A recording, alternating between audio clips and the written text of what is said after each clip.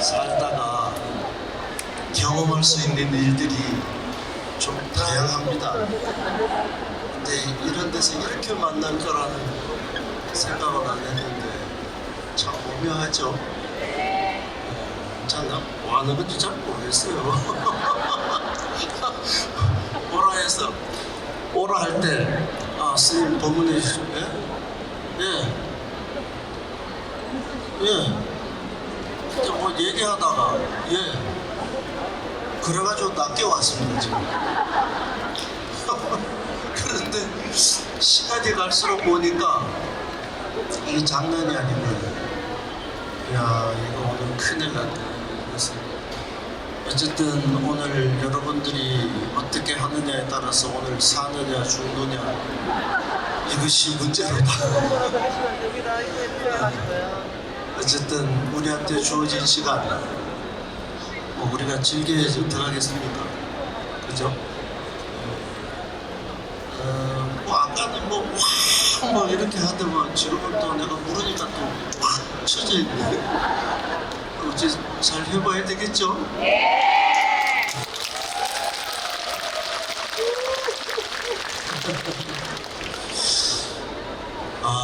주제를 뭘 잡아야 되느냐고 해서 뭘 잡아야 되지? 근데 이 주제는 그냥 내세운 하나의 허울이다 이렇게 생각해요.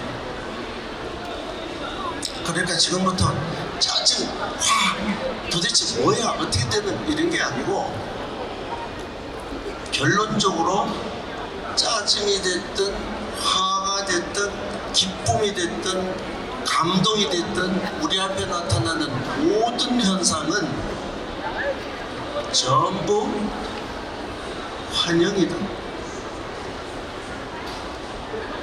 진짜가 아니다. 그 순간 그 조건에 맞춰서 우리 앞에 나타나는 하나의 감정일 뿐이다. 그러니까 짜증이라든지 화라는 생각을 접으세요. 아시겠죠? 자, 그러면 얘기를 시작하기에 앞서서 레벨 테스트를 해야 돼요. 온 사람들의 수준이 어느 정도인가? 그럼 이제 한번 레벨 테스트를 해서 도대체 어떤 얘기를 어떻게 해야 이게 될 건가 한번 보겠는데 지금부터 질문을 하나 한번 해보겠습니다. 여러분은 원인과 결과 이 둘 가운데 뭘 두려워하는가? 자, 원인을 두려워한다. 그 다음에 결과를 두려워한다. 됐습니다. 레벨이 좀 낮네. 원인을 두려워하는 사람과 결과를 두려워하는 사람 두 종류가 있습니다. 원인을 두려워하는 사람은 부처님입니다.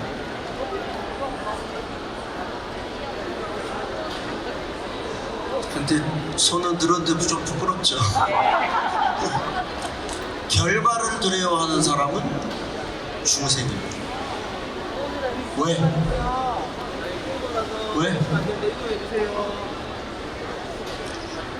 원인을 두려워한다는 것은 일단 잘못을 안 해야 되겠다.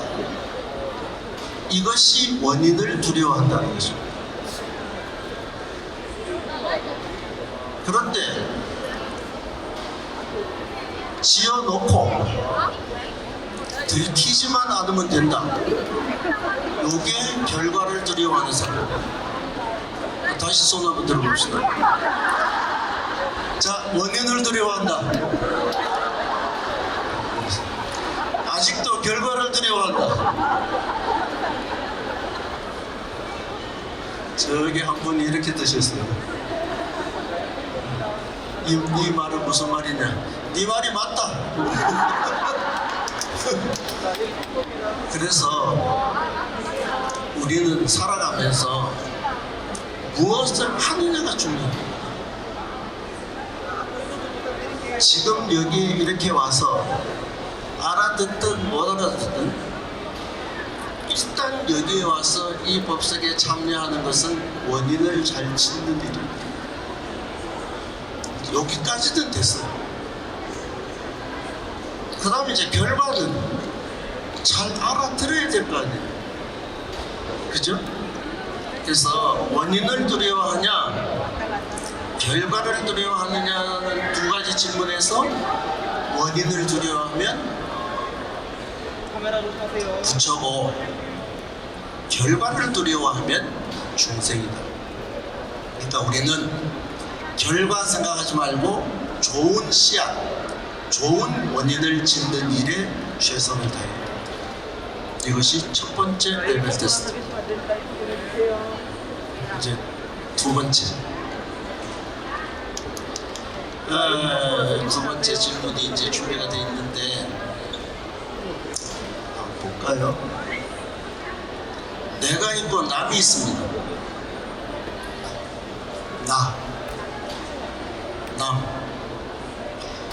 나와 남 가운데 여러분은 어디에 관심이 더 많습니까? 물어볼게요. 자, 나에게 관심이 많다. 내리시고. 남한테 관심이 많다. 이제 무슨 말 하려고 하는지 알겠죠? 자기에게 관심이 많은 사람은 내가 잘하고 있는지, 내가 실수한 건 없는지, 내가 지금 이렇게 가는 것이 맞는지, 자기에게 관심이 많은 사람을 우리는 부처님이라고 합니다. 그런데 남에게 관심이 많은 사람이 있어요. 그 집 요새 좀 이상하지? 어제도 늦게 들어왔대. 아직 있다니까. 자기 일은 관심도 없어요. 뭔 일만? 남의 일만 관심이 많아요. 그러니까 남의 일에 관심이 많은 사람은 지금 여기도 몇 명 왔나? 분위기는 어떠노? 이러면서 진짜 관심을 가져야 될 일은 자기 자신이에요. 그래서 법고교에서도 이렇게 얘기를 하고 있죠. 남이 잘했냐 못했냐를 따지지 말고 내가 잘했냐 못했냐를 따져라. 그런데 우리는 모든 관심이 어디에 가 있느냐 하면 남에게 가 있어요. 어떤 연예인이 어떻게 됐대, 어느 절이 어떻대, 이거 아무 소용도 없고 쓸데도 없고 필요도 없는 일이에요. 그럴 시간에 관심 가져야 될 것은 내가 가는 길을, 내가 가야 할 길을 제대로 가고 있는가, 이것이 최대의 관심이 돼야 돼요. 그래서 다시 돌이켜보면 세월이 갈수록 누구에게 관심을 가져요? 자기 자신에게 관심. 그러다 보니까 40 이후의 얼굴은 누구 얼굴이다? 이제 진짜 내 얼굴이다. 그래서 요새 거울 안 봅니다. 작년까지도 이러지도 않았어요. 그러니까 지금 내가 내 인생에서 책임져야 할 나의 어떤 역할, 그리고 다른 사람에게 비춰져야 할 나의 어떤 모습, 정체성이 어떻게 돌아갈 것인지에 대한 자기 자신에게 관심을 가지는 사람은 부처님이고, 눈만 뜨면 입만 열면 다른 사람에 대해서 이러고 저러고 어떠고 저떠고 말하고, 이건 전부 다 중생입니다. 그래서 아까 남에게 관심이 많다는 사람 손 몇 명 들었죠? 다시 물어볼게요. 아까 거는 편집해서 없애고 지금 다시 물어볼게요. 자, 나에게 관심이 많은 사람. 자, 아직도 남에게 관심이 많은 사람 손 들어보세요. 참 대단하시다. 이해력. 자, 그러면 세 번째 질문으로 들어가 봅시다. 세 번째는 죄송합니다. 이거 선물로서요. 네, 주세요. 세 번째는 나와 남 누구에게 엄격한가? 나에게 엄격한가? 남에게 엄격한가? 자기에게 엄격한 사람. 네, 성렬이죠. 남에게 엄격한 사람. 이제 벌써 눈치가 맥단이 됐어. 이제 이건 모든 관심은 나에게로. 이건 남 아니야. 근데 자기에게 엄격한 것이 왜 필요한가? 우리는 남이 어떤 일을 잘못하면 그건 그러면 안 되지. 어떻게 그럴 수 있어? 세상에 말도 안 되는 소리야. 뭔 소리야? 이렇게 남의 일에 대해서는 굉장히 엄격합니다. 그런데 나에게 있어서는 어때요? 너무 너그럽다 이거죠. 그래서 오늘 여기 인도에서 손님들이 와 있는데 인도 속담에 보면 이런 말이 있습니다. 내가 그 일을 하지 못하면 나는 바빠서 그 일을 못했고, 남이 그 일을 하지 못하면 그는 게을러서 그걸 못했다. 내가 남에게 베풀어 주는 것은 내가 자비심이 많아서 베풀어 주는 것이고, 저 사람이 베풀어 주는 것은 뭔가 생각하는 것이 있어서, 바라는 것이 있어서 베풀어 주는 것이다. 이런 속담이 있습니다. 다 뒤에 좀 더 있는데, 이게 무슨 얘기냐면 나와 남이라고 하는 것이 이렇게 다르다. 우리가 거짓말을 할 때가 있죠. 있어요? 있어요? 절대 다수가 홍법 살았는데 홍법사 신도들이 거짓말이나 한다고?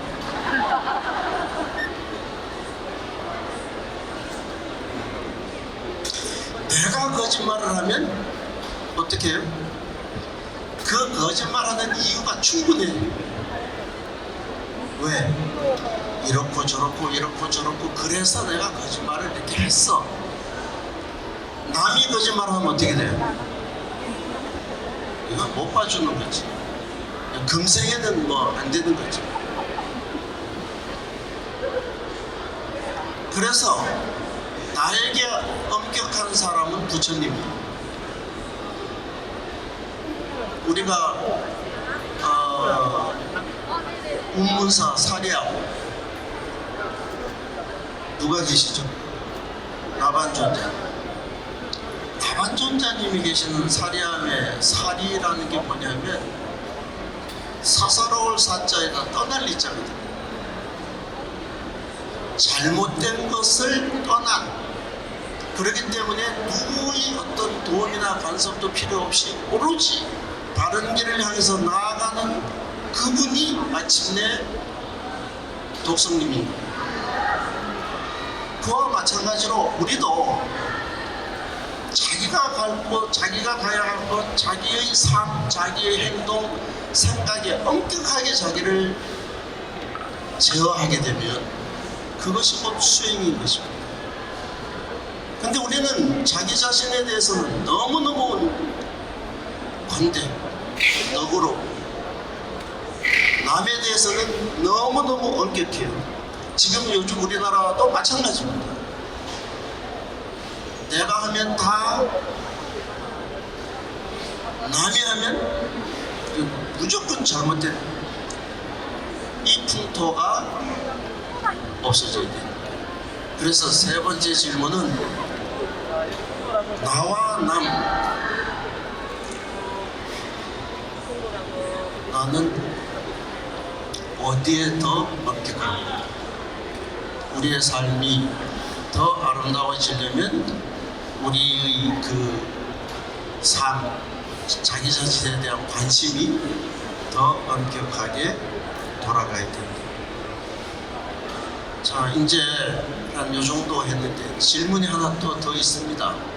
자, 하나 질문을 또 보도록 하겠습니다.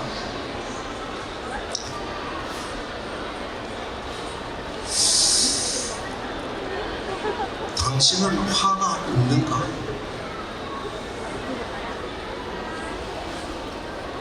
있다.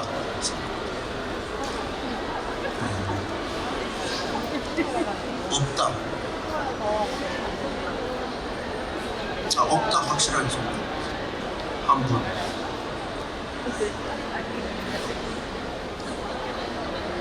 화가 있는 사람은 중생이에요. 화가 없는 사람은 부처입니다. 다시 한번 물어볼게요. 화가 있는 분 많이 줄어졌네. 손 내리십니다.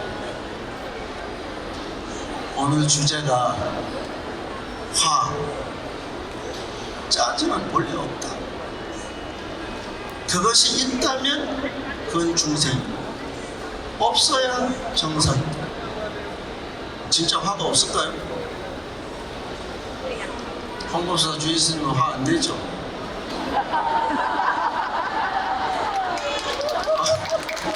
아니요, 화내요? 아니, 확실하게. 아, 내가 화를 냈어요?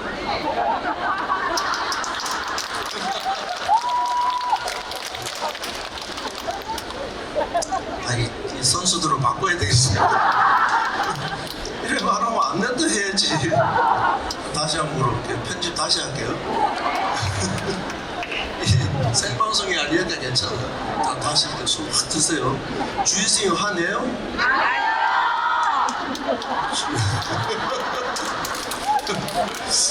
아, 주희승이 왜 화를 내? 화내면 안 되지.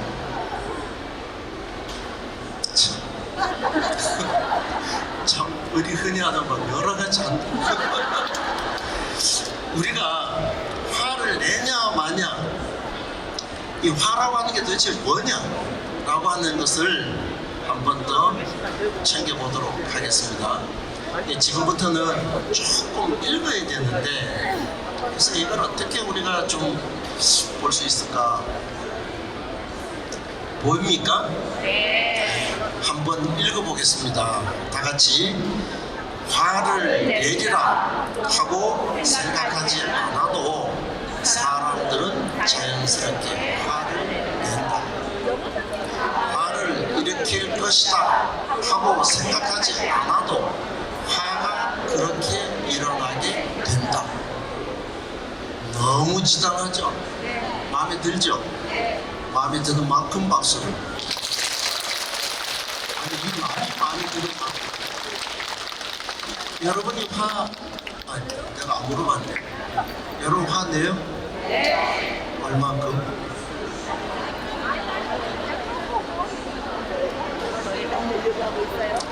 여러분이 화낼 때 나 화내야지. 오늘 화낼 거야. 오늘 너 화도 잡히기만 해봐라. 오늘 내가 오늘 누구 하나 걸리면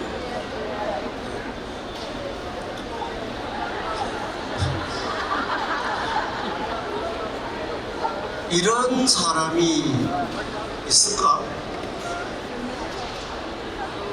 물론 뭐 있을 수도 있겠지만 없죠.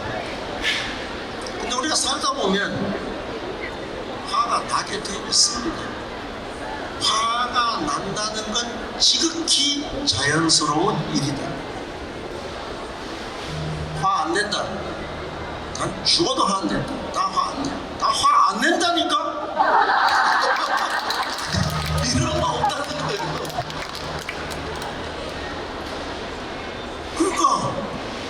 화는 살아가면서 순간순간 내가 어느 상황에 딱 맞닥뜨리게 되면 화가 존재해서 존재하는 것이 아니라 존재할 수 있는 조건이 나오면서 화가 만들어집니다. 그러니까 내가 화내야지. 지금부터는 화내는 삶을 살 거야. 그냥 한번 두고 봐라. 이런 사람은 없다. 그러니까 홍보소 주있으면 화 안 낸다니까. 아 진짜 안 내요. 진짜 안 낸다고. 그러니까 언제 안 내느냐? 말 끝까지 들어야 돼. 화를 언제 안 내느냐? 화낼 일이 없을 때는 화를 안 내요.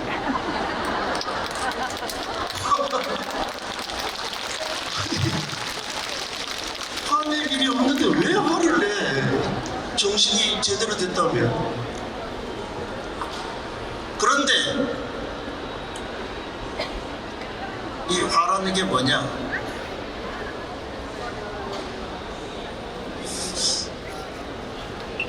한번 읽어보겠습니다. 존재하는 모든 과오와 다양한 모습의 악행들은 모두 조건들의 힘에 의해 일어난 것이니 자력으로 존재하지 않는다. 화가 났다면 그 화는 화가 일어날 수 있는 조건들의 힘, 이걸 연이라고 얘기해요. 그러니까 인연하죠. 그 연이라고 하는 화가 일어날 수 있는 조건이 형성이 되었을 때 일어나는 것이기 때문에 이 화라고 하는 것은 알아서 스스로 자력으로 존재하지 않는다. 화는 왜 내요? 일어날 이유가 있으니까 일어나요. 이유가 있어서 일어나서 이유가 사라지면 그 화도 사라지는 것이다. 스스로 자력으로 존재하지 않는다. 화는 화를 내지 않는다. 근데 누가 화를 내요? 화가 화를 내는 것이 아니고 화를 내는 조건을 맞이한 나의 이 망상과 착각과 나의 잘못된 생각이 화를 더 기름을 부어서 화를 내지 화는 스스로 존재하는 것이 아니다. 만약 우리가 화를 냈다면 거기에는 반드시 그 화에 상응하는 이유가 있었을 것이다. 이유가 없이 화를 냈다면 그건 조금 생각해 봐야 될 거죠. 분노 조절 장애 뭐 이런 거 있죠. 여기서 우리가 얘기하고자 하는 것은 핵심은 뭐냐? 화는 스스로 존재하지 않는, 자력으로 존재하지 않는다.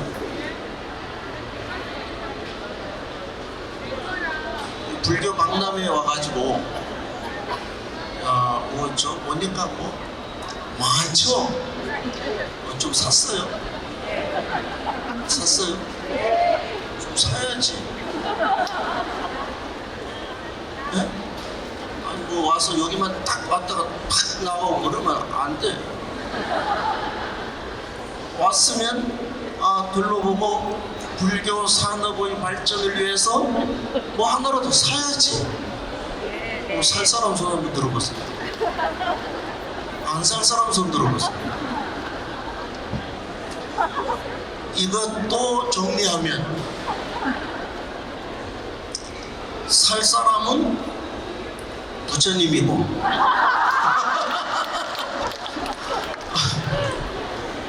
안 살 사람은 부처님이다. 왜? 아니 부처님도 뭐 이럴 수도 있고 저럴 수도 있는 거지. 그런데 기왕이면 하나를 사면 불교 산업이 발전을 할 것이다. 불교 발전을 하려고 하면 어떻게 해야 된다고? 많이 사야 된다. 이와 같이 모든 건 다 조건에 의해서 움직인다는 거예요. 사주니까 산업이 발전하고, 산업이 발전하니까 불교의 어떤 영향이 또 확대가 되고, 이게 맞물려서 돌아가는 것이지 하나로 단절된 것은 없다. 그래서 여기서 제일 중요한 건 뭐냐면 두 가지 포인트인데, 하나는 화는 조건의 조합에 의해서만 일어난다.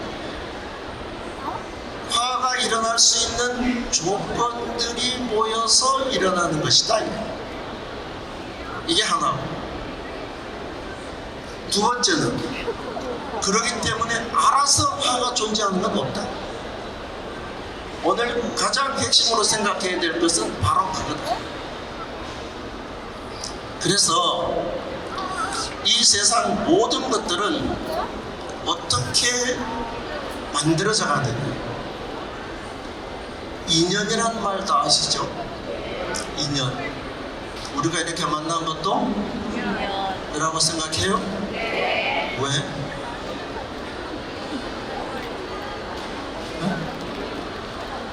왜? 아니 오라 해가지고 동원돼서 왔는데 뭘? 동원된 사람 손 들어보세요. 이것도 왜 안 드는 거야? 다 알아서 온 거예요? 네. 그럼 이렇게 만나는 게 인연이라며? 네. 인연 맞습니까? 네. 어떤 인연? 인 그리고 연. 인이라고 하는 것은 원인이에요. 여기에 부산 국제불교 박람회가 열린다는 것이 인이에요. 연은 뭐죠? 거기에 부산은 이쪽에서 참 멋있는 스님이 마지막 법문을 한대.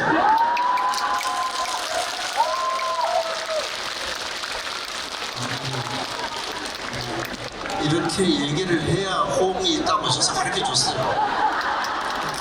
나는 그런 거 몰라. 그렇게 얘기를 하라 하더라고. 그래서 뜻하고요.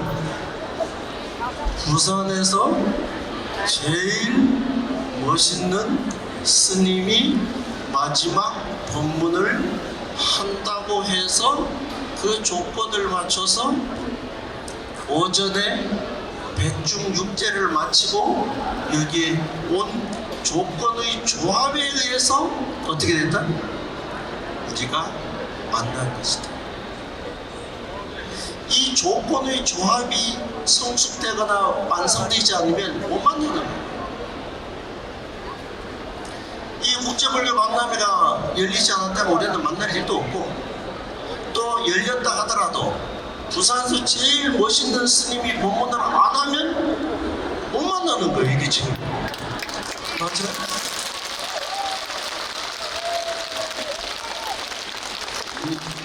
우리 저 스텝이 잘하죠?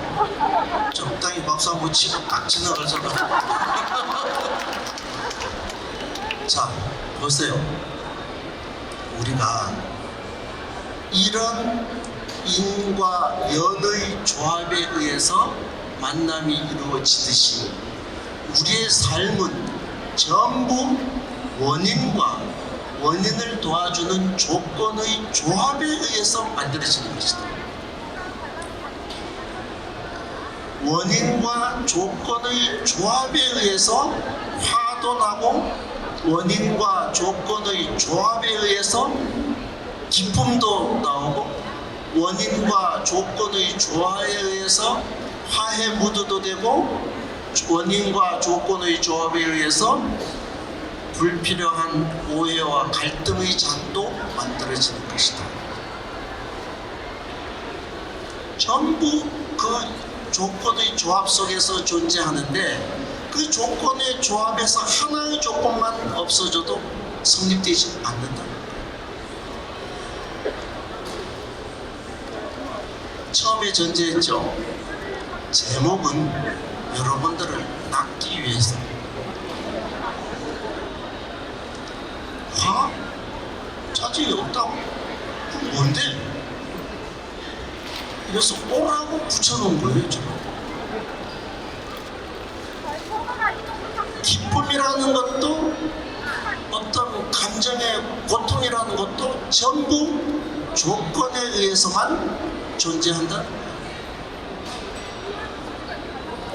그런데 우리는 화가 나게 되면, 자, 하나 또 넘겨볼까요? 넘어갔어요. 그럼 같이 읽어보겠습니다. 이처럼 모든 것은 다른 조건들의 힘에 의해 일어나기에 자신의 힘으로 좌지우지할 수 있는 것이 없다. 이것을 이해한다면 모든 현상은 환영과도 같은 것이니 화를 내지 말아야 할 것이다. 자, 다시 한번 이걸 보면, 이렇게 이처럼 모든 것은 다른 조건들의 힘에 의해서 일어났기에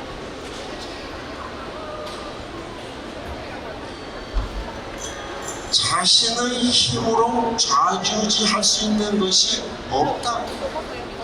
무슨 말이에요?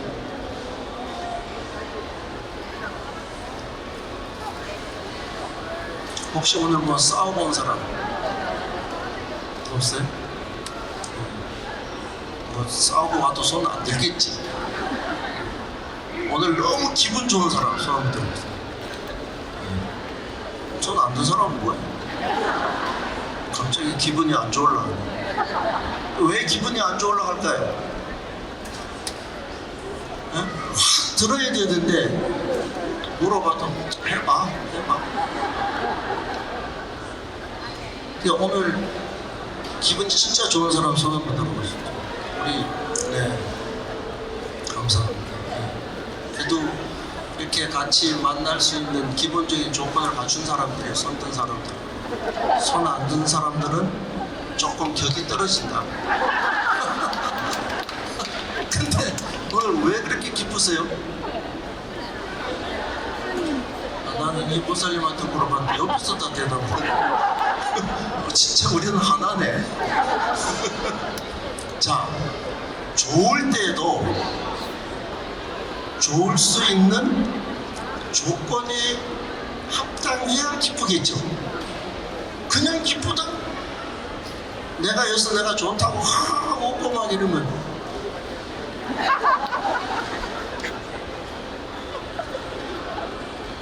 그러니까 기쁨이라고 하는 것이든 그것이 분노든 화든 어떤 것도 조건의 조합에 의해서만 일어난다는 거예요. 그렇기 때문에 우리의 범위, 우리의 어떤 힘이 미칠 수 있는 게 아니라는 거죠. 그러면 어떤 사람이 싸웠어요. 싸웠으면 화해하자. 화해해야 되겠죠. 화해하자. 우리 화해하자. 화해돼요? 안 돼요? 돼요? 화해되는 사람? 안 되는 사람? 손 안 든 사람? 진짜 진짜 화해가 된다는 사람, 이 사람은 보살의 경지를 넘어서 부처님의 경지를 넘어서 있습니다. 뭐 다음에 해주죠. 화해가 안 된다는 사람, 화해 안 된다는 사람, 이 사람은 정상입니다. 정상이라니까. 아니, 화해하자 해서 화해가 되는 게 아니라 뭐가 돼야 화해가 돼요? 화해할 수 있는 조건이 서로 닿아야 화해가 되는 거예요. 근데 우리가 싸워놓고 기껏 사람 기분 나쁠 대로 나쁘게 다 해놓고 화해하자 화해하자 했잖아. 그리고 또 이 사람이 화가 안 풀렸는데 이 사람은 내가 화해하자고 했는데도 또 화해를 하지 않으니까 네가 얼마나 잘났길래 내가 이렇게 얘기하는데도 화해를 안 하고 또 화를 내는 거야. 그럼 이 사람은 미쳤어. 지가 잘못해놓고 내가 화를 받아들이지도 않았는데 지 혼자 화해하는 척 하다가 또 화를 내고 있어. 내가 또 화가 나야 안 나요? 네? 나야지. 그러니까 이게 어그러지는 거예요. 그러면 화해가 되려고 하면 어떻게 해야 될까요? 화해할 수 있는 조건을 충분히 갖추어서 그 조건에 의한 이해가 되었을 때 화해가 된다라는 것입니다. 근데 우리는 화해의 조건은 생각하지 않고 미안해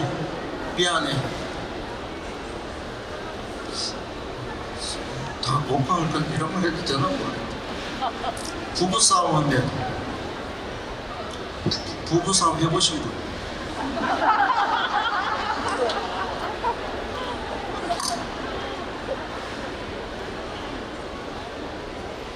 내가 몇 번 저래서 이런 얘기를 했어요. 부부가 왜 싸워요? 말이 안 통해요. 말이 안 통하는데 결혼을 했어요.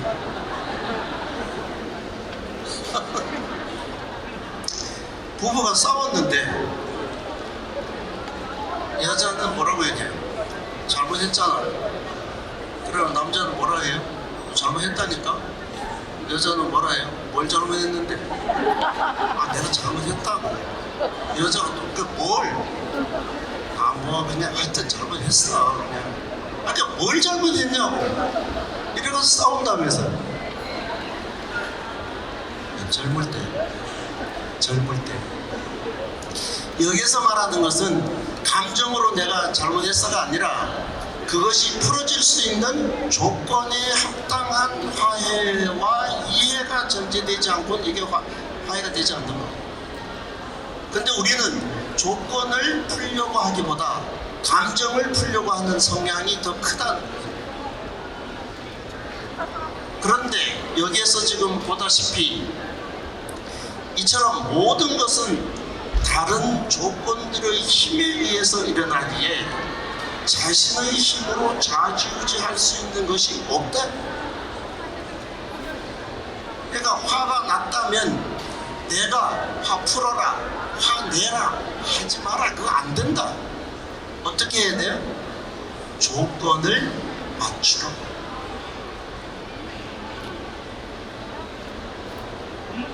근데 이제 좀 살고 나면 우리에게 거사님들이 좀 계시는데, 그죠? 이제 조금 살고 나면 이 거사님들이 보살님들의 그 마음에 놀림을 당하면서 살아요.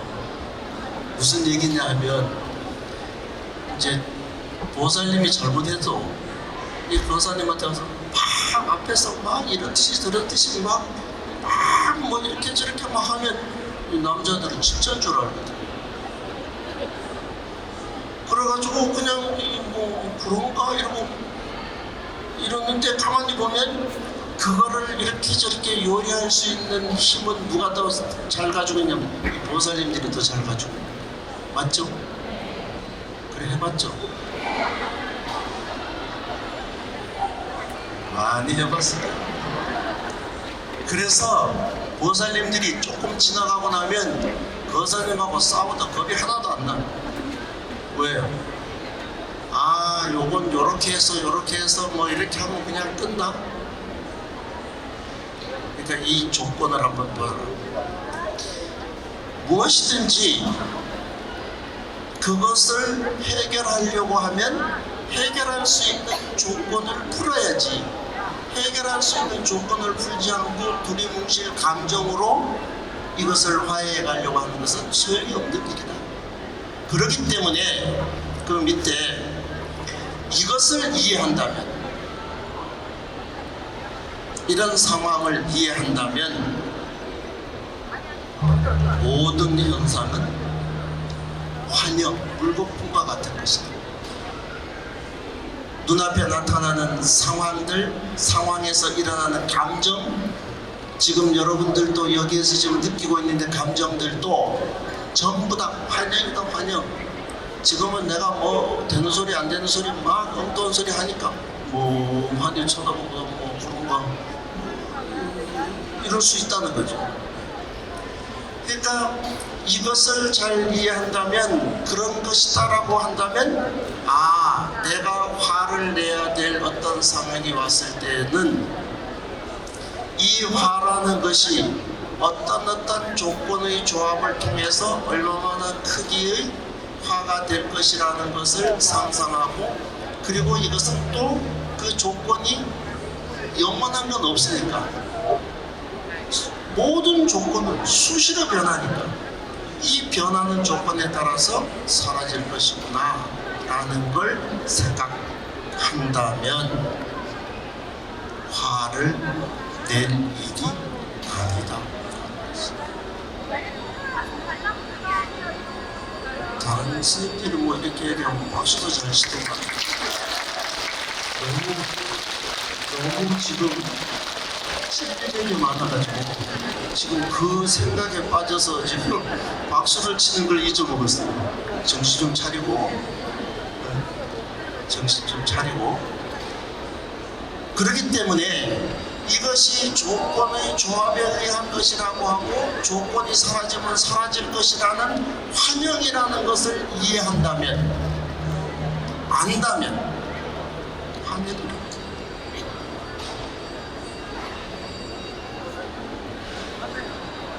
반대로 너무 좋아, 너무 좋아, 하고 하니까 너무 좋아, 너무 좋아. 이 좋은 것도 환영이다. 그러니까 감정이 기쁨으로 가든 슬픔으로 가든, 감정은 어느 한순간 조건에 의해서 생하고, 조건의 변화에 의해서 변화하고 같이, 조건이 소멸하면 소멸되는 것이라는 걸 안다면, 우리의 마음에서 움직이고 있는 모든 감정은 전부 다 환영이라는 것을 안다면, 상황이 좋지 않은 것에서 오는 화라고 하는 것도 굳이 내야 될 이유는 아니다. 그렇죠? 너무 바른 소리만 해도 재미없죠. 자, 이제 여기까지 이런 인과의 법칙에서 우리가 돌아볼 것은, 이런 상황 속에서는요, 세 가지의 전제가 있는데, 하나는 이런 모든 것을 관장하는, 주관하는 사람은 없다. 주관하는 존재는 없다. 우리가 흔히 말하는 신이라는 개념이 화를 주든 복을 주든 뭘 주든 그런 건 없다. 이 관행에서 뭐만 존재한다? 조건. 잘 되려고 하면 잘 될 조건을 만들어서 성공하는 것이지 어떤 주관자가 없다. 이게 첫 번째. 두 번째는 모든 것은 본질적으로 영원성을 가지고 있는 건 없다. 영원성을 가지고 있는 건 없어. 우리가 노을이 너무 멋있잖아요. 노을이 얼마 가요? 한 3일 가요? 그럼 이틀 가요? 하루? 노을은 30분을 버티지 못해요. 그와 같이 모든 건 다 변해간다.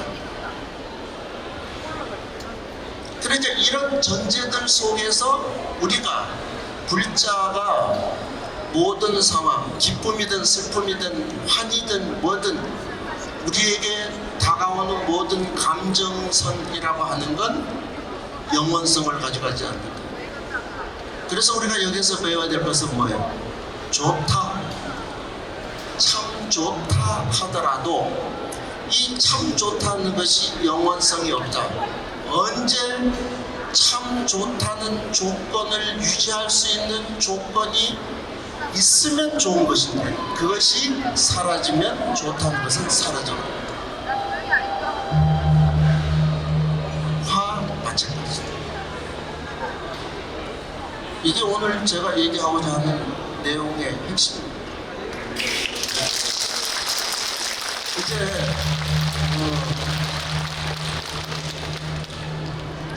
우리는 시간을 정확하게 지키니까 아까 5분 일찍 시작했으니까 5분 일찍 맞춰야 되겠죠.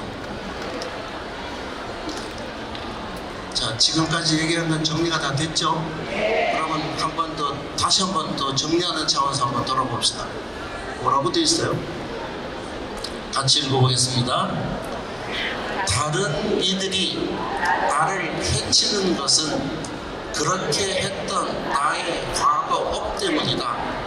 모든 것이 내 업에 의한 것인데 어떻게 내가 그들에게 화를 낼 수 있겠는가? 앞에 거 잘라서 얘기해야 돼요. 앞에까지는 화가 왜 존재하는지, 어떻게 존재하는지, 어떻게 소멸하는지에 대한 얘기를 했고, 그 얘기와 싹 잘라서 그래도 보면 나한테 뭐라고 하는 사람이 있을 수 있다면 그 사람은 왜 그렇다? 그것은 전생에 내가 그러한 어떤 상황을 맞이할 원인을 제공했기 때문에 그랬을 것이라고 받아들인다면 어떻게 내가 그들에게 뭐라 할 수 있겠나? 우리가 동남아를 나가보면 동남아 불교 국가들이 뭘 하느냐 하면 그 사람들이 좀 열심히 하지 왜 이래? 아마 처음 나갔을 때 이런 느낌들을 많이 받았을 거예요. 그러면 가이드가 이렇게 설명을 합니다. 이 남방불교에 있는 분들은 자기에게 어떤 결과가 오더라도 그것을 전생에 내가 그렇게 지어서 지금 받는 것이라고 생각해서 지금 받는 것에 대해서 적극적으로 극복하고자 하는 의지가 조금 없습니다. 이런 얘기들을 관광 가이드들한테 많이 들었습니다. 그런데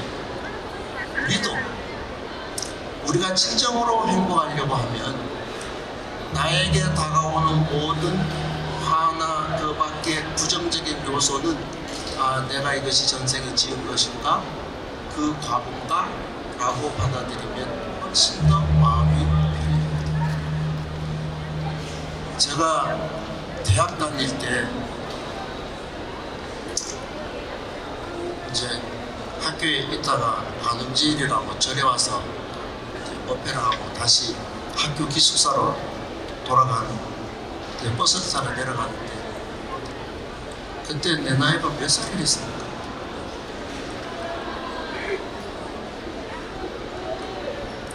지금 얘기한 그 나이.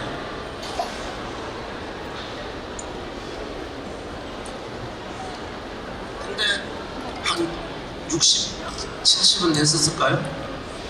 어떤 노보살님이 같이 걸어 내려오면서 스님 제가요 28에 혼자 돼가지고 애들 데리고 혼자 돼서 지금까지 이렇게 살았는데 어떤 사람한테 돈을 빌려줘가지고 돈을 7천만 원을 띄웠어요. 어떨까요? 뭐라고 대답해야 돼요? 나이 20대 초반에 새파란 사미가 전생에 빚 갚았다 생각하세요.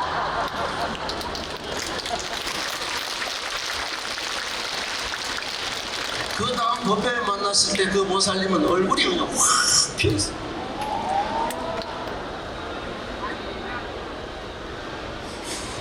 다음.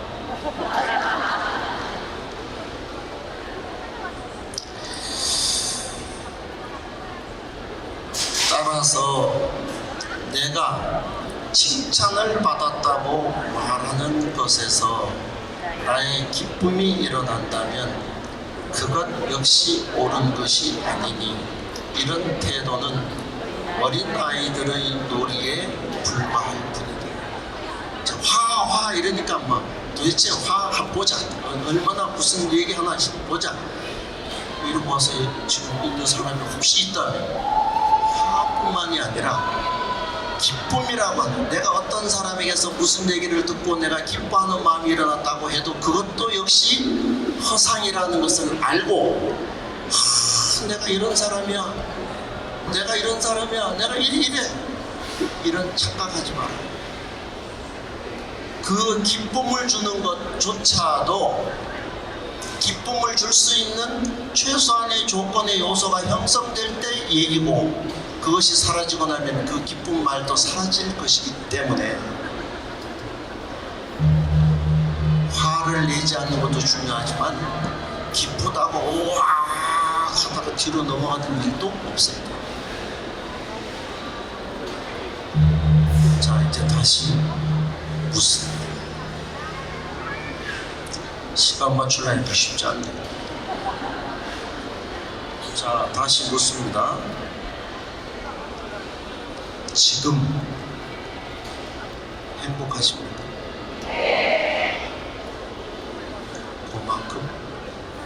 그만큼 다시 물어볼게요. 지금 행복하십니까?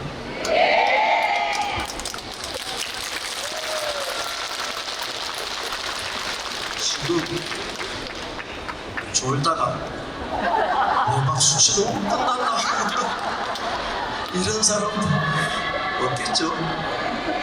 저래 떠드는데 잠이 오나?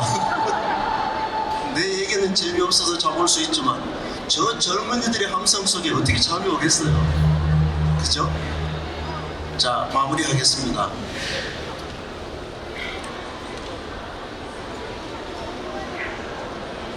많이 봤죠? 같이 읽어보겠습니다. 시작.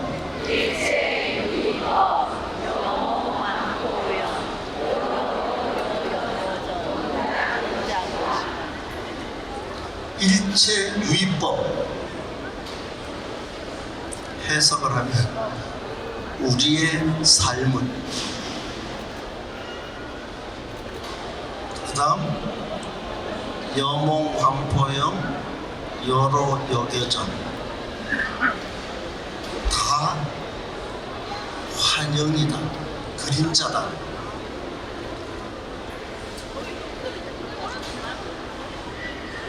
응작여시관 그렇게 알고, 일체유의법 우리의 삶은 다 환영이다, 다 헛기입니다. 한순간 조건이 맞아서 웃었다가 한순간 조건이 흩어지면 고개 숙이는 그냥 환영에 불과하다. 응작여시관 그렇게 알고, 오늘 행복하면 다행히 행복할 수 있는 조건이 내 삶에 찾아온 것에 감사하고, 오늘 내가 좀 힘들면 나에게 이런 힘든 조건의 삶이 왔구나, 그런데 그건 영원하지 않으니 사라질 것이야 라고 생각하고 그것을 인내하는 이 두 가지 마음, 그것으로 우리의 인생이 만들어져 가고,